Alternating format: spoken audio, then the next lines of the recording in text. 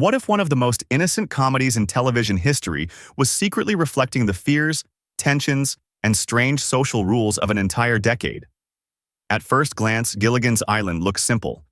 7 people on a 3-hour tour that turns into a shipwreck and a lifetime of coconuts and bamboo huts. But if you look closer, something surprising appears. Beneath the slapstick and silly inventions, the island was quietly mirroring the world of the 1960s. The story almost looked completely different from the beginning.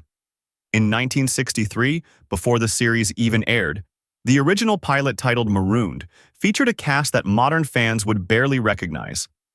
Gilligan, played by Bob Denver, and the skipper, played by Alan Hale Jr., were there. But the rest of the characters were different.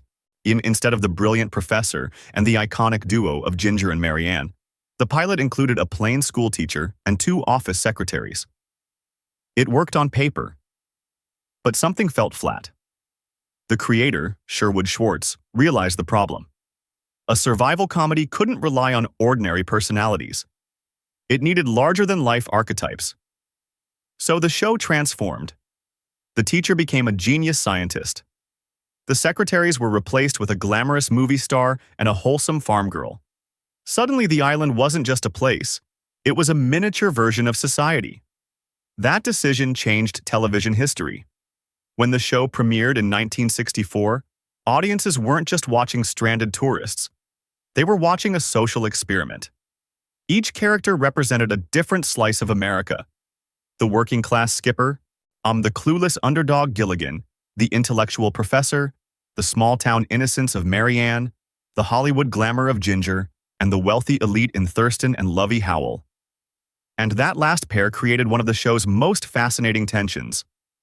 The Howells arrived with money, fancy clothes, and the habits of billionaires. But on a deserted island, wealth meant absolutely nothing. You couldn't buy a coconut.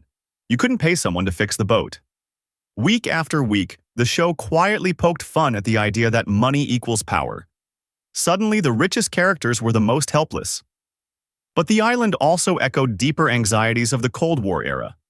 Episodes sometimes featured Russian cosmonauts, secret government experiments, or strange technology washing ashore. The professor, who could build radios from coconuts, became a symbol of the era's belief that science could solve anything, even if it couldn't fix the one hole that kept them stranded. Then something unexpected happened.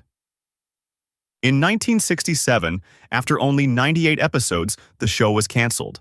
That should have been the end. Instead, reruns turned the series into a global phenomenon. Because the story was so simple, 7 people, 1 island, endless mishaps, anyone could jump in at any episode. For decades, kids around the world came home from school, turned on the TV, and suddenly found themselves stranded on the island too. And that's the real secret of Gilligan's Island. It wasn't just a comedy. It was a cultural time capsule, one that quietly captured class tensions, Cold War fears, and the dream that even when society breaks down, people from completely different worlds might still learn how to survive together.